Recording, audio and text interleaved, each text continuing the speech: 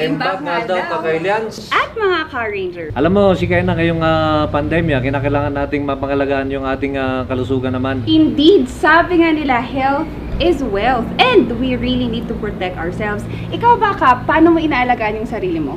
Alam mo, si Kaya na itong ating Paudiarco Herbal Capsule naman, napakabuti po naman ito para sa pangangalaga ng ating kalusugan. So araw-araw tayong umiinom yan, lalo na sa pagharap sa ating programa. Ito yung iniinom natin para may parating natin ng mas maganda ang ating programa sa ating mga kababayan. Parehas pala tayo, Kap. Yan din yung gamit ko. Tunay nga na quality products ang offer ng Aldrich Corporation. Ano pang iniintay ninyo, Kailians? Sabay-sabay nating pangalagaan ang ating kalusugan. Siyempre, Car Rangers, laban sa pandemya. Tunay na garantisado, Ito ang Pau de Arco. Mahalagang paalala, ang Aldrich Pau de Arco Capsule ay hindi gamot at hindi pwedeng gamitin panggamot sa anumang uri ng sakit.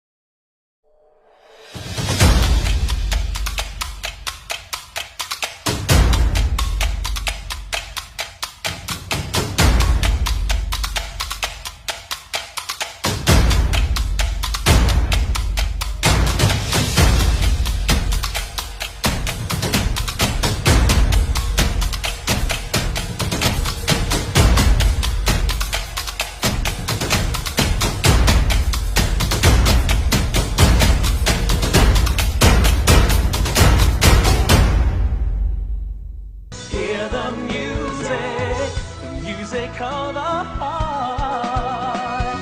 Let our music take you there. The star will take you everywhere, bringing music closer to your heart. The star will take you there.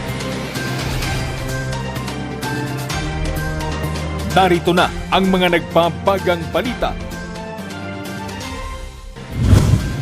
Jolina ramdam na sa lalawigan ng Benguet.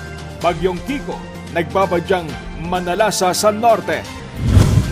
Physician licensure exam sa Baguio City tuloy pa rin sa kabila ng mga pangamba ng mga examinee at mga magulang. Delta variant nakikitang dahilan sa mabilis na pagkalat ng COVID-19 sa Pangasinan. San Fernando City, La Union, isinailalim sa GCQ. Mga taga-Candon ni Ilocos na fully vaccinated, umaabot pa lang sa mahigit 3,000. Nagbebenta ng marijuana oil, timbok sa Baguio City. Sangguniang kabataan, namamahagi ng COVID care kits sa mga naitatalang mild cases ng COVID-19 sa Bulacan.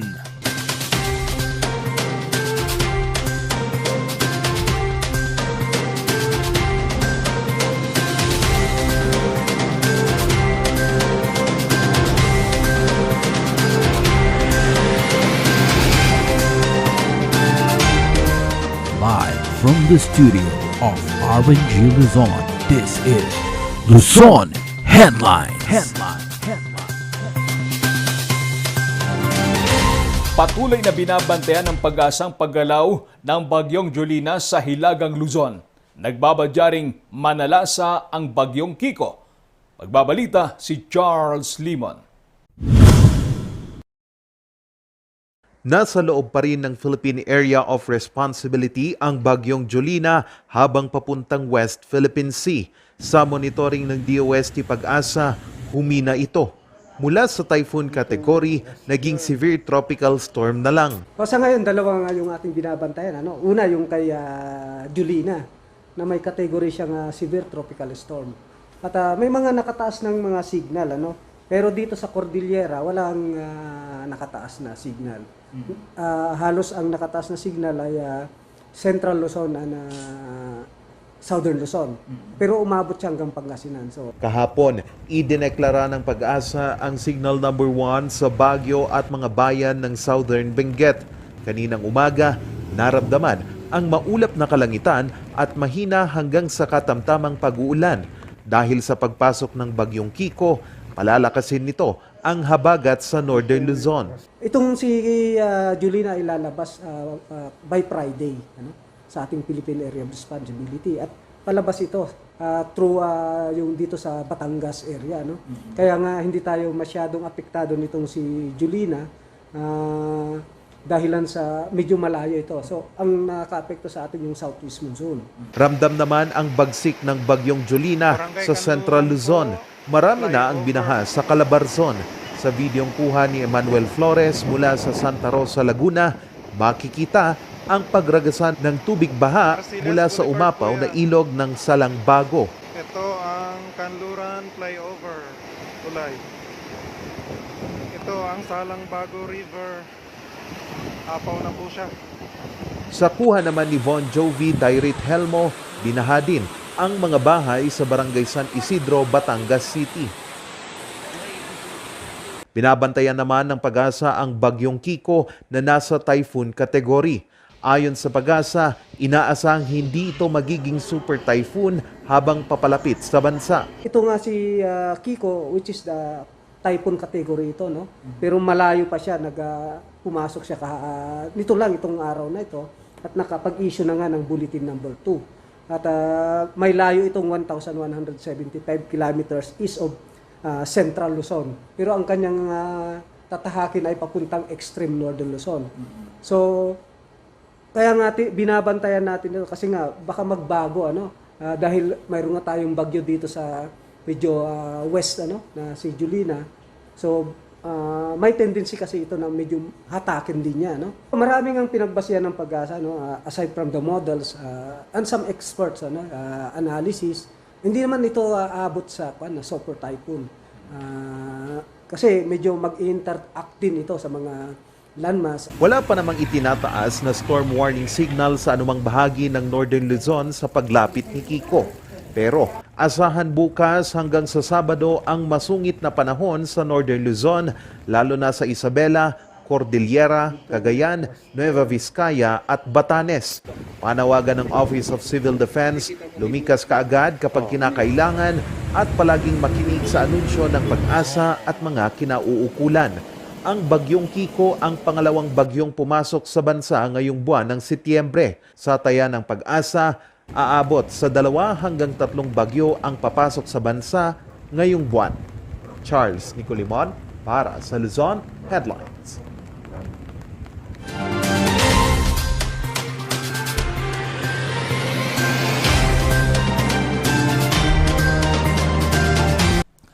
Tuloy pa rin ang Physician Licensure Examination sa Baguio City sa kabila ng pagtutol ng mga examinee at ng kanilang mga magulang.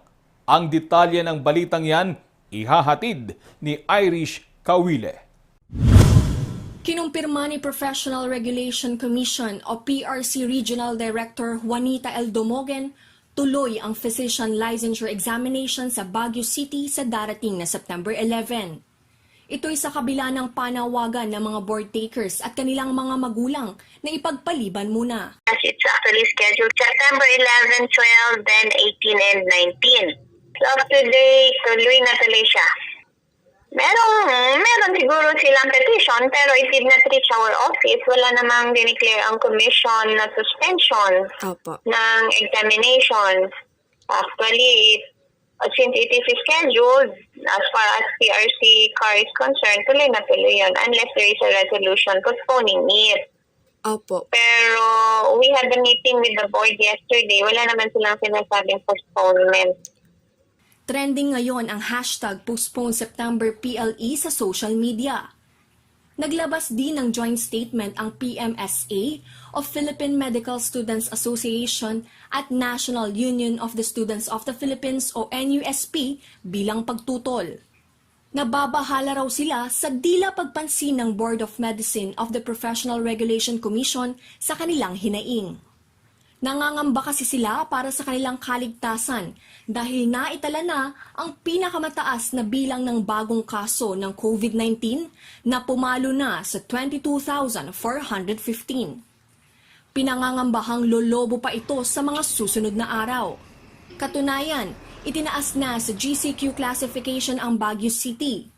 Maging ang mga karatig na probinsya gaya ng Pangasinan ay nasa ilalim na rin ng GCQ with heightened restriction.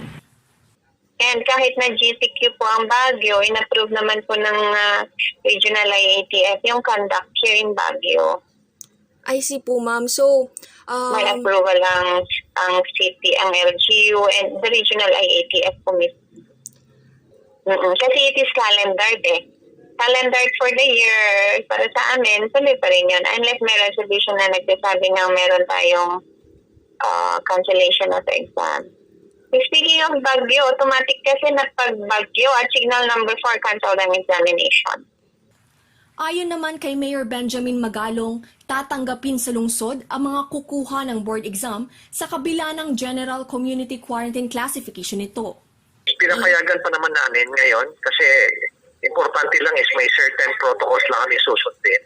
3 weeks ago, nagkaroon na kami ng initial meeting dyan. Meron naman certain protocols na susundin Let us say, for example, yung mga mag-exam, pagkatapos na exam, kailangan umuwi na kagad sila. Diretso na kagad uwi. Wala na mag-stay dito.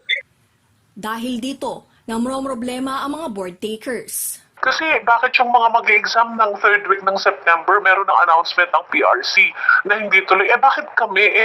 Kami yung malapit na. Hindi ba nila alam na natutorture na kami? Hindi na namin alam. Tutuloy pa ba namin ang pag-review? Magpahinga muna ba kami? Gulong-gulo na rin kasi kami Ay, wala pang maliwanag. So siguro to spare na lang itong mga anak namin from further stress kasi mental na to mental health issue na to siguro once and for all mag-decide na lang kami na lang sila na lang kasi wala kaming maasahan sa PRC kasi maraming mga examinees will be coming from different provinces. Ang pag-akyat ng Baguio napakahirap kasi kailangan mag-RT-PCR pa. So yung magdadrive, yung kasama, syempre hindi naman pwedeng hindi samahan. Yung bata, just try to imagine yung gastos. Tapos yung bahay pa, syempre nag-rent ka. Pagdating mo doon, mag-start na yung araw. Paano kung a day before it biglang mag-cancel? Gaganapin sa September 11, 12 at 18-19 ang Physician Licensure Exam. 275 examinee manggagaling sa mga karatig na lalawigan gaya ng Pangasinan, La Union at Ilocos Sur ang dadayo sa Baguio para mag-exam.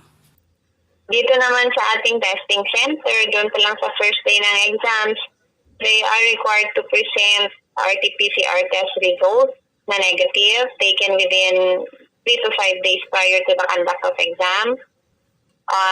Kung wala silang RT-PCR test, pwede naman po yung certificate of 14 days mandatory quarantine na ipipresent sa amin. Like in the case kung Baguio resident ka, hindi mo na kailangan mag-RT-PCR test. Yung certificate of quarantine na rin lang ang pwedeng gamitin.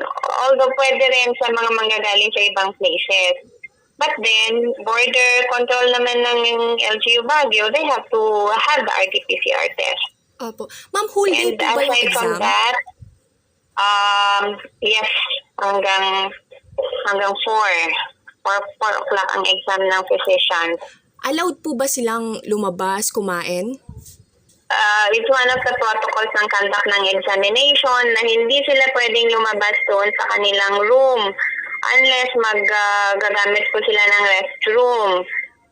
During break time, allowed naman po silang kumain. They should bring their food with them, pati snacks nila.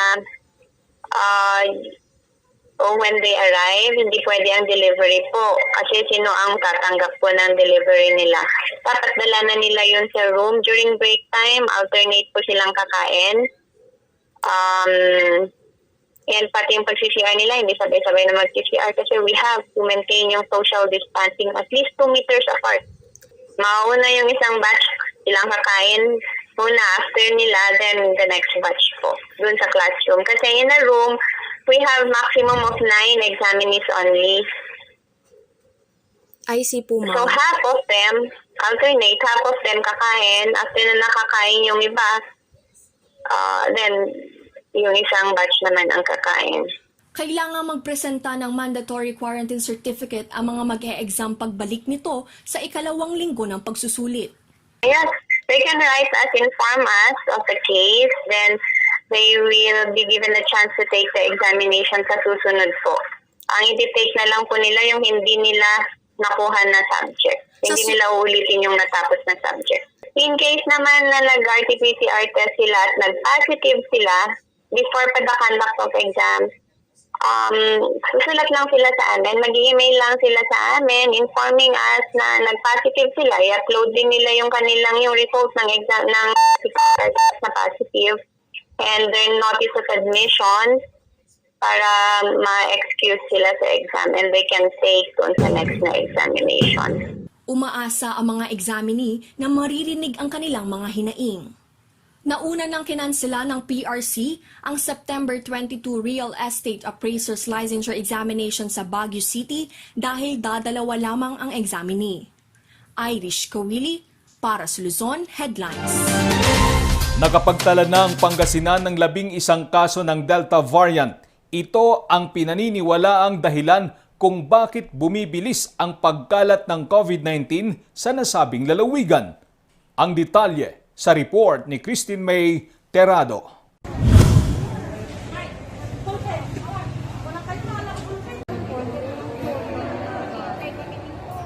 Labing isang Delta variant case na ang naitala sa lalawigan ng Pangasinan. From the previous week, we have additional 8 na Delta variant. We have now 11. And confirmed case. Yeah, confirmed Delta case. Sa sesyon ng Sangguniang Panlalawigan ng Pangasinan, kinumpirma ni Dr. De Guzman ang local transmission ng Delta variant sa probinsya. 6 of these new 8 cases of Delta variants are actually locally transmitted. So doon po sa 8 na binadala ng advisory ng Departamento ng Kalusugan, 2 po dyan ng OFW, pero 6 po dyan ay locally transmitted na. So tama yung ating pong pagkakaalam at yung analysis ng mga expert na talagang may locally transmission na ng Delta variant. Ang mga kumpirmadong Delta cases ay na-detect mula sa mga random samples na ipinadala ng Pangasinan sa DOH para sa genome sequencing. It's the DOH who determines the selection of the specimen kasi random. Sinasabi nila, padala ka ng ganitong set. They give the numbers at yun yung pinapadala po natin for genome sequencing. Yung mga OFW lang po ang mandatory na sinisequence po ng atin pong genome center. However, for the local po, randomly po yan, selected ang positive specimen. Naniniwala si Dr. De Guzman na Delta variant ang sanhi ng mabilis na paglobo ng COVID cases sa lalawigan. We still believe that this is related to the infection ng Delta variant, no? Because as we are monitoring the profile of those COVID patients who are positive, napakalaki po talaga ng contribution ng APOR na lumalabas po ng Pangasinan. Plus the fact that the Delta variant confirmed cases in the province, meron na nga po talagang mga businessman na tinatamaan po sila. So when we interviewed and investigated this businessman, he said na meron nga siyang naging bisita na parang Bulacan. So dito po yung tinitingnan namin na locally transmitted po ito. Hindi pa tinukoy ang mga bayang may Delta variant cases. Sa ngayon, lagpas 3,000 na ang kaso ng COVID-19 sa Pangasinan. Christine May Terrado para sa Luzon Headlines. Sa kaugnay na balita, puspusan na ang paghahanda ng San Carlos City. Ngayong isa sa ilalim ang Pangasinan sa GCQ with heightened restrictions. Magbabalita, John Dren, Tabor. Nagsimula na ngayong araw ang pag-implementa ng General Community Quarantine o GCQ with heightened restrictions sa lalawigan ng Pangasinan. Epektibo ito hanggang September 30, 2021. Alinsunod ito sa Executive Order No. 0102, Series of 2021. Bilang tugon at paghahanda, nagsagawa ng paglilinis at declogging ang mga kawani ng Market Division sa San Carlos City. Pinaalalahanan naman ng otoridad ang publiko sa mga protocol sa pamilihang bayan. Isa na rito ang one entry at one exit sa public market. Hindi kakailanganin ng quarantine ID, quarantine pass. Bukas ang pamilihang bayan araw-araw, ngunit 50% operational capacity lamang ang maaari upang masigurong masunod ang health protocols gaya ng pagsusuot ng face mask at face shield. Hinihikayat ko at ako'y nananawagan at sa araraman sa barangay officials tayo. Kaya wala rin cases ya unlulusa at sa araraman sa barangay tayo dapat i-report nyo lang tampol. San agyong balot papaulyanan iraraman. So, kabaranggayan nyo, quarantine. La no saraman so pamilya da at agla makapaway. Sa labay kun ibabaga, agyong iterya amin at sararaman so pamilya againgan no ang gapoy pakayari da. San aglara makapaway, makalanor at interon pamilya da. So, quarantine, obligasyon tan responsibilidad na si kayuran barangay officials iraratan. Gawaan yutan. Wadya kami, unayuda kami at saysi kayo, untulong kami at saysi kayo. Malungkot ding ibinalita ng alkalde na punuan na ang mga ospital. Everybody's information po. Lahat po ng hospital, punong-puno na po. Meron na pong ginagawang mga makeshift na mga isolation facility, no? Sa mga ospital dahil hindi na po magkasya sa loob ng mismong ospital. Kaya po alagaan natin ang ating mga sarili, alagaan natin ang ating pamilya. Sapagkat ayaw naman po nating makita na ang ating pinakamamahal sa buhay ay makikita natin na nandoon sa labas, sa garahe, naka-oxygen, nasa isolation facility na napakainit. Kooperasyon at disiplina ang apela ng alkalde sa publiko. John Rentabor para sa Luzon, Headlines. Para matugunan naman ang dumadaming kaso ng COVID-19, naglaan ang bayan ng Santa Barbara, Pangasinan ng karagdagang isolation facility. Magbabalita si Mary Joy Alvarez. Bilang tugon sa patuloy na pagtaas ng kaso ng COVID-19, naglaan ng karagdagang isolation facility ang lokal na pamahalaan ng Santa Barbara, Pangasinan. Pumalo na kasi sa 736 ang kumpirmadong kaso ng COVID-19 sa bayan kahapon. Mula sa bilang na ito, 117 dito ang aktibong kaso. 569 naman na ang naka-recover. Ang bagong isolation facility ay matatagpuan sa likod ng dating Municipal Hall Complex sa Barangay Ventanilla. Ang naturang pasilidad ay may aircon unit at maayos na palikuran na. Kasya ito sa hindi hihigit sa 30 individual na asymptomatic, mild o moderate case. Kasi ang kinakarga namin doon, siyempre yung mga positive na mild symptomatic lang, asymptomatic at saka mild symptomatic.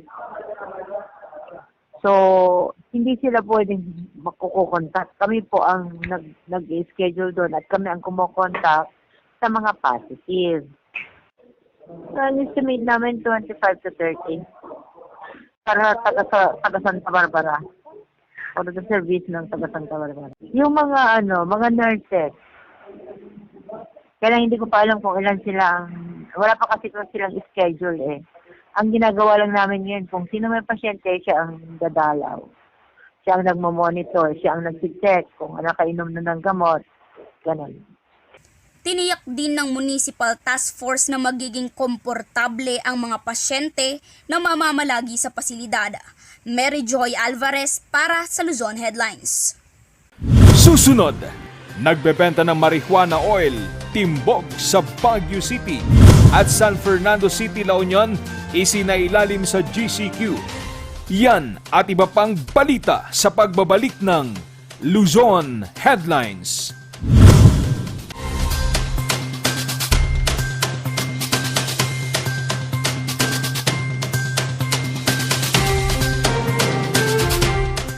Only barbecue, only grill, only side dishes, only additional dishes with only charcoal barbecue. Indulge and choose from our 8 types of meat. Beef samgyeopsal, pork samgyeopsal, spicy samgyeopsal, tender flavorful moksel, pork barbecue, spicy chicken, and chicken barbecue. Don't limit those cravings and go all out with more than 20 additional dishes. From ramyun, soy sauce chicken, fried chicken, dumplings, kimali, tteokbokki, chop suey, spaghetti, macaroni salad, kimbap, vegetable salad, cookies, doenjang soup, egg soup, sweet and sour pork, and many more to satisfy your appetite. Top your foodie experience with unlimited side dishes to choose from with a variety of vegetables, finger foods, noodles, spices, and many more. Best experience with family and friends. Treat yourself and visit us now at Samgyup Pocha, located at number 2 Leonard Wood Road, Manuel A. Rojas, Baguio City. Open from 11 a.m. to 10 p.m. Redefine Unlimited. Coronavirus. Dahil dito, may mga bagay na hindi mo na magagawa. Ngunit, may katuwang ka. PDA or Pau de Arco Herbal Capsule na may antiviral quercetin at immunity booster. Mag-PDA or Pau de Arco Herbal Capsule araw-araw para iwas sakit, iwas virus. PDA. Proteksyon, depensa, alay sa kalusugan. PDA or Pau de Arco Herbal Capsule is available in all leading drugstores nationwide. Another quality product of Aldrich Corporation.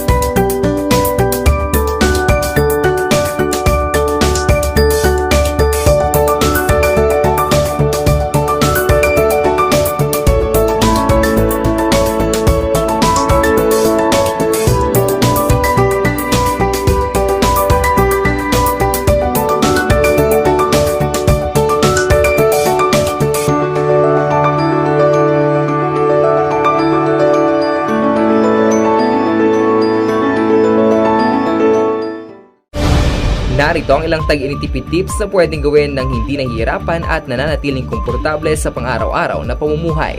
I-defrost ang ref kapag lampas na sa 1/4 pulgada ang yelo. I-check ding mabuti ang pinto ng ref para masigurong hindi tumatagas ang lamig. Bawasan din na maggamit ng maraming ilaw. Linisin at tanggalin na lang dumi at alikabok sa mga bumbilya para mas maging maliwanag ang mga ito. Magtulungan tayong lahat sa mahusay na paggamit ng kuryente upang masigurong tuloy-tuloy na maihahatid ang kuryente saan man sa bansa. Isang paalala mula sa NGCP.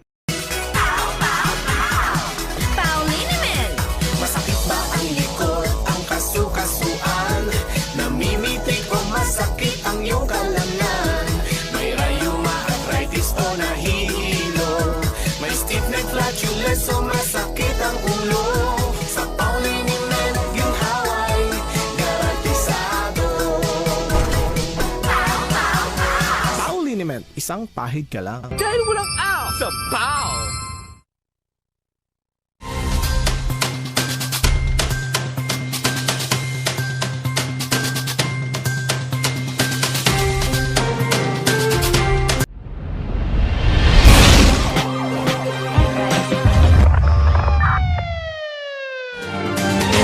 Ang dalawang lalaking nagbebenta ng marijuana oil sa Baguio City. Sa Kalinga, dalaw pang umanay tulak ng marijuana ang nasukol ng mga otoridad. Magbabalita si Charles Limon.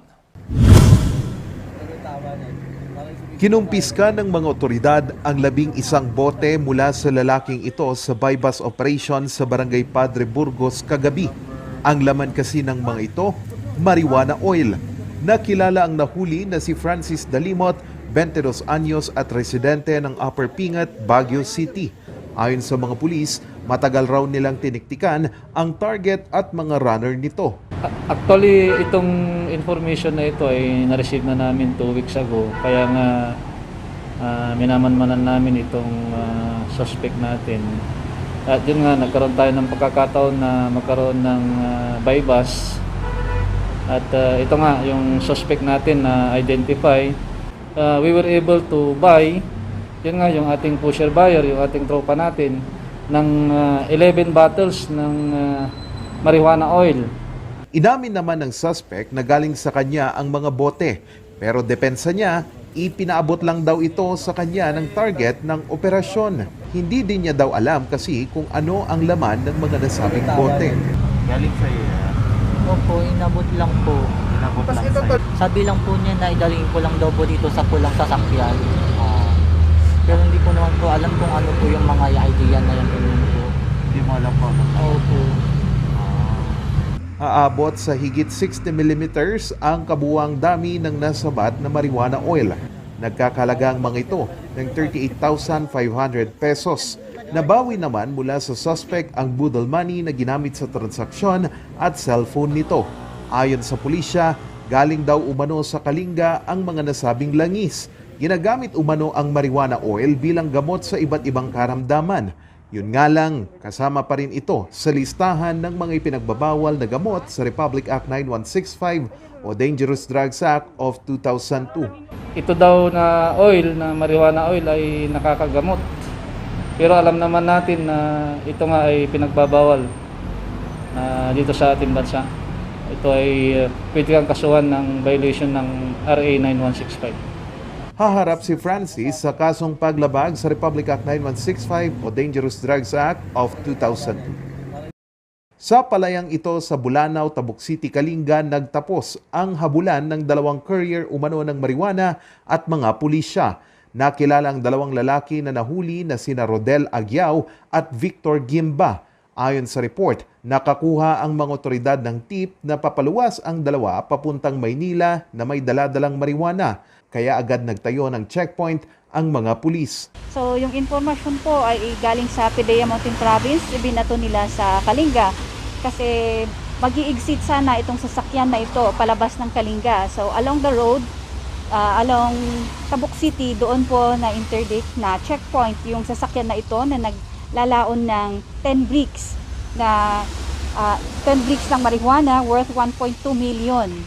Sa paghinto ng mga suspect sa checkpoint, ay tiyempong huhulihin na sana ang mga ito.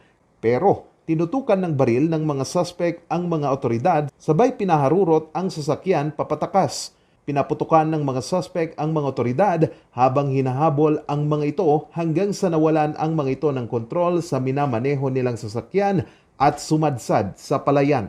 Dito na na-corner ng pulisya ang mga suspect. Aabot sa 10 bloke ng pinatuyong marijuana ang nakuha sa mga suspect na may halagang 1.2 million pesos, 2 granada, isang 9mm na baril at mga bala. Patong-patong na kaso ang kakaharapin ng dalawa bukod pa sa kasong paglabag sa Republic Act 9165. Charles Nicolimon para sa Luzon Headlines.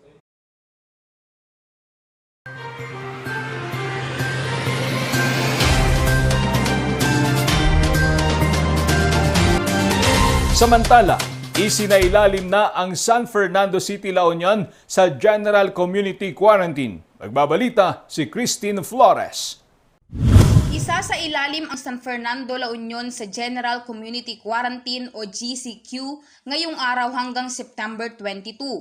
Alinsunod ito sa Executive Order No. 129 Series of 2021 na nilagdaan ni Mayor Dong Gualberto.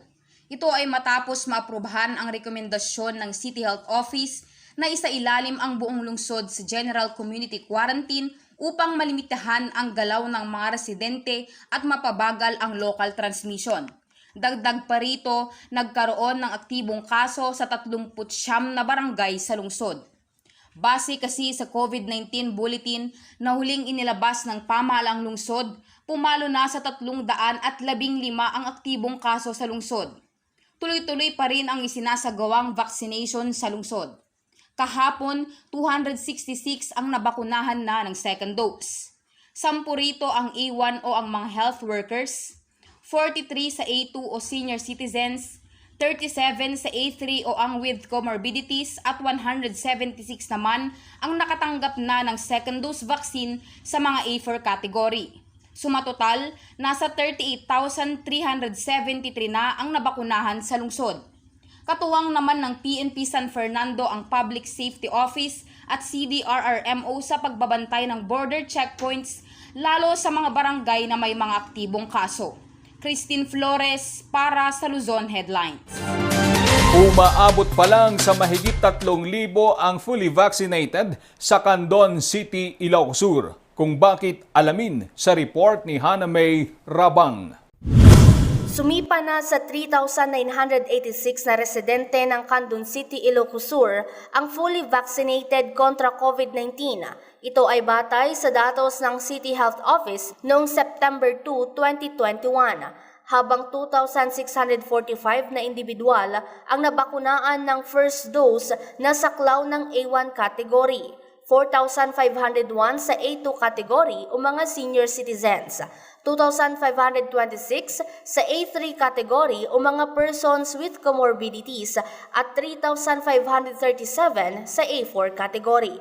Ayon kay Dr. Noreen Escobar, Medical Officer 4 ng Candon City, ngayong September 8, 2021, nabakunahan na ng second dose ang mga unang nagpapakuna noong August 10 at 11. Samantalang bukas, September 9, matatanggap na ng mga nagpabakuna noong August 12 ang second dose, habang sa September 10 ang second dose ng mga nabakunahan noong August 13. After the vaccination proper ket ma-monitor dagiti pasyente tayo within the area for the first 30 minutes for any adverse reaction or adag high blood, we give the emergency medications.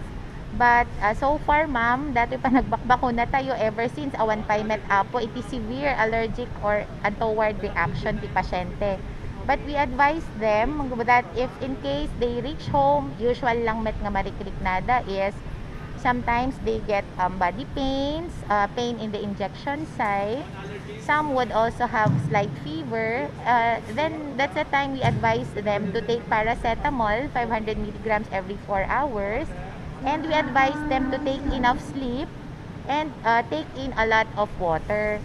And if in case there would be side effects nga ti panagkunada ket haanda nga kaya ti bagbagida, then we advise them to seek consult at the nearest emergency room at the nearest hospital in their area po. Ayon kay Flora Viloria, isa sa mga nabakunahan na kabilang sa A3 category, I feel protected. Napatag tibiyag. Ket no adda ti paraan nga ibagada nga protektaran tay tibiyag tayo, sumurot tayo.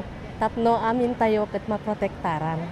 Maganda po na sundin nila yung mga protocols at regulations na galing sa gobyerno dahil tayo rin ay makikinabang doon.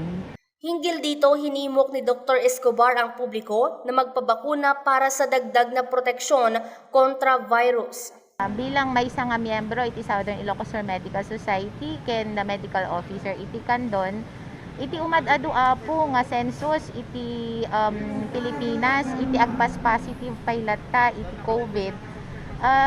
Alaak man dito nga pagkakataon nga alukuyen dagiti kailyan tayo nga agpabakuna tayo kuma gamin dagitoy umadado apo nga kaso iti COVID. Kaadwan kanyada ket awanen apo iti available nga room iti hospitals. Umat-atiddugan ti pila ti hospitals. Awanen iti pangitransferan tayo no agka moderate or severe symptoms tayo. So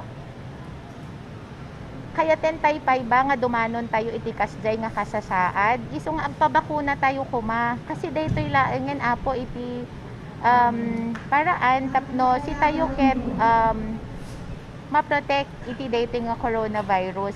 Hiniling ng doktor na laging obserbahan ang social distancing, pag-iwas sa mga crowded areas, laging paghuhugas ng kamay at pananatili sa loob ng bahay upang makaiwas sa banta ng COVID-19. Mula dito sa lalawigan ng Ilocos Sur, Hana Merabang Kalanasan para sa Luzon Headlines.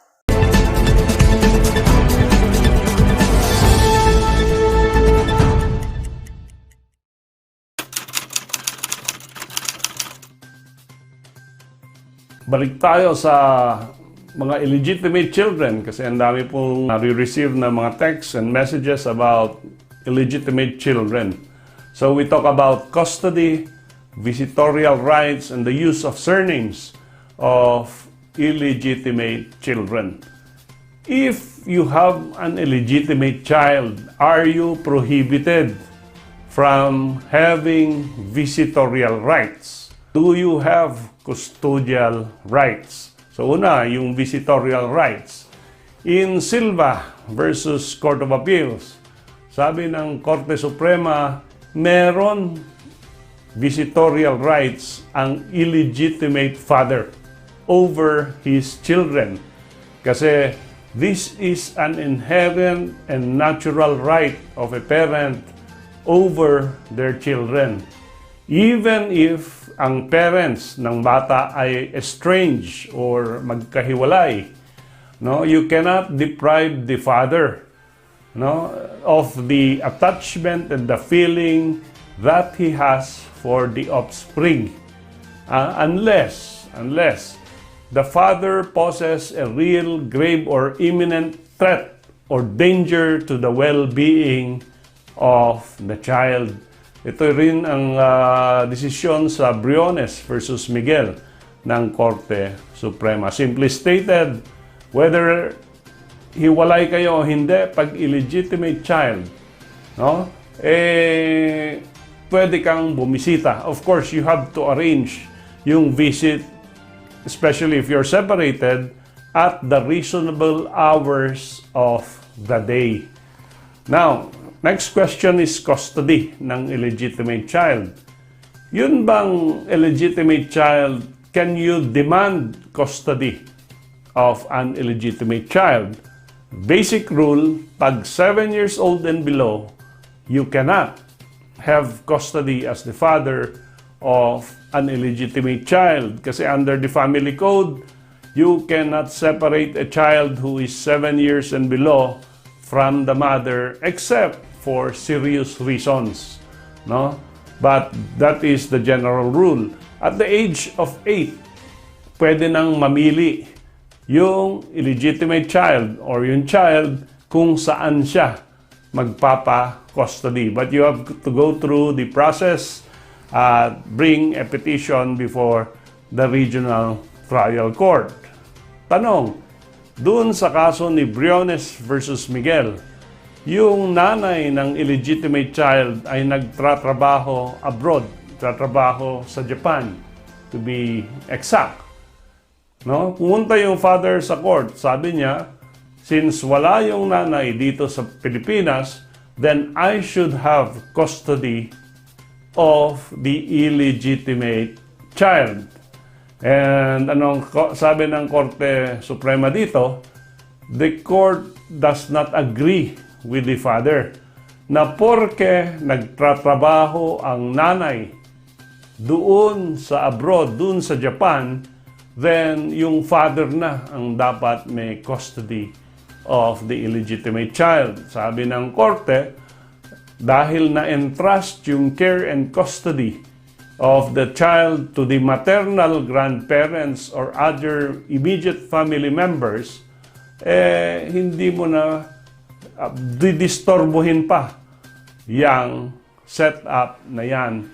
Sabi rin ng Korte Suprema, hindi rin naman permanente yung trabaho sa Japan. So this cannot be considered as abandonment or neglect by the mother. So, pag below 7, kailan mo pwedeng kunin yung custody ng isang illegitimate child? Nagsabi ang Korte Suprema dito ng mga exceptions. No? One is yun, neglect or abandonment. No? Unemployment, walang trabaho. Immorality, habitual drunkenness or habitual drug addiction, maltreatment of the child, no? Insanity ng nanay, or affliction with a communicable disease. So, pag meron existing sa mga grounds na ito, pwede kang mag-file ng petition sa Regional Trial Court to have custody of a child below 7 years old. Okay? Now, yung family name, can you compel yung illegitimate child to use the surname of the father? No? Yung Republic Act 9225, authored by Senator Ramon Revilla Sr., na pwede nang gamitin ng illegitimate child ang surname ng father, sabi ng Korte Suprema, optional lang. Kung ayaw nung bata na gamitin yung surname ng father, then that is the option of the child.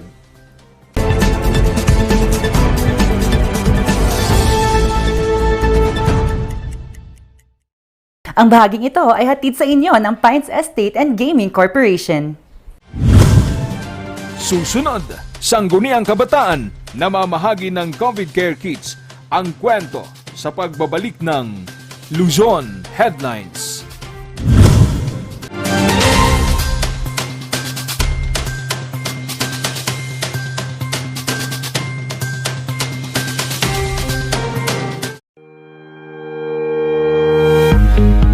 The Baguio Country Club, the first and only 5-star mountain resort in the Philippines, is fully equipped and ready to welcome you back. The club has thoroughly worked on adapting to the new normal. The usage of any of the facilities and amenities of the club is governed with specific rules, regulations, and procedures in accordance to the medical, physical distancing, and disinfecting protocols. And as you return back here to your second home and make new memories with us, we assure you that at the Baguio Country Club, you do not have to worry because we can assure you that the club continuously puts great importance to the health, safety, and wellness of its members, guests, and employees.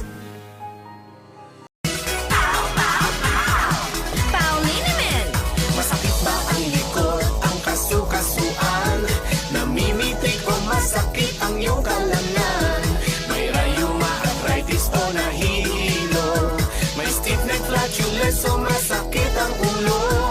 Sa Pauliniment, ginhaway, garantisado. Pauliniment, isang pahid ka lang. Dahil walang ow sa Pau! The most beautiful design you will find ever. Great furnitures and better price. Made in Korea. Art and Furnitures. Visit us at San Luis Bugula, Union. Contact us at 0915-1170-111. Art and Furnitures. Video Home Builders po? Yes po, sir. Sir, paano po umorder online ng mga hardware supplies? Punta lang po kayo sa facebook.com/tghomebuilders at i-message nyo na lang po kami doon at mayroon lang pong sasagot sa inyo. Sir, ang TG Home Builders po ay isang tindahan na nag-offer po ng mga finishing material. Easy to install at mas makakatipid po sila ng oras at sa pera po nila. Mas concentrated po kami sa mga modern materials. TG Home Builders! We turn houses into homes! Coronavirus. Dahil dito, may mga bagay na hindi mo na magagawa. Ngunit, may katuwang ka. PDA or Pau de Arco Herbal Capsule na may antiviral quercetin at immunity booster. Mag-PDA or Pau de Arco Herbal Capsule araw-araw para iwas sakit, iwas virus. PDA. Proteksyon, depensa, alay sa kalusugan. PDA or Pau de Arco Herbal Capsule is available in all leading drugstores nationwide. Another quality product of Aldrich Corporation.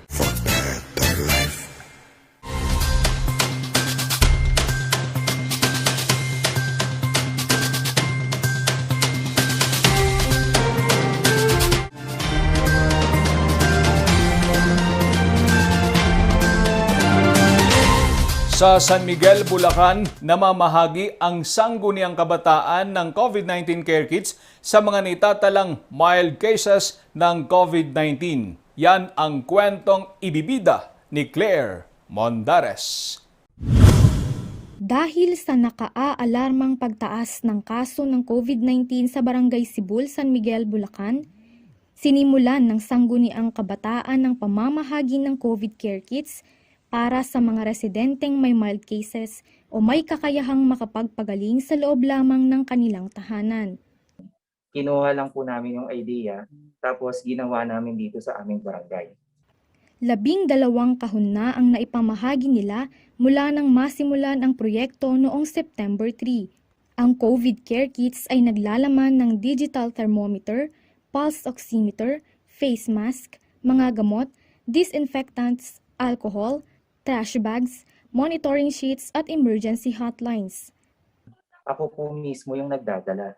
Dinadala namin. So bago namin puntahan, tinatawagan ko muna at na mga pinagre-ready namin ng pwede naming paglagyan sa harap ng bahay nila, kung saan pwedeng ipatong, saan pwedeng ilagay yung aming kahon para nang sa ganun maiwasan natin yung contact. Malaking tulong ang nilalaman ng COVID care kits sa mga residente ng Barangay Sibul dahil halos 10 kilometro pa ang layo nito mula sa mismong bayan ng San Miguel. Gusto ko lang iparating sa lahat na kaisa po ang Sangguniang Barangay. Patuloy po ang Sangguniang Barangay sa paggagawa ng mga programa, ganun din yung mga pagtataas o pagpapalakas ng paghihigpit o pagroronda ng ating mga kasamahang barangay pulis. 50 kahon pa ang nakahandang ipamahagi ng SK Sibul sa mga residenteng makikipag-ugnayan sa kanilang official Facebook page. Claire Mundares para sa Luzon Headlines. At yan ang mga balitang nakalap ng Luzon Headlines ngayong araw.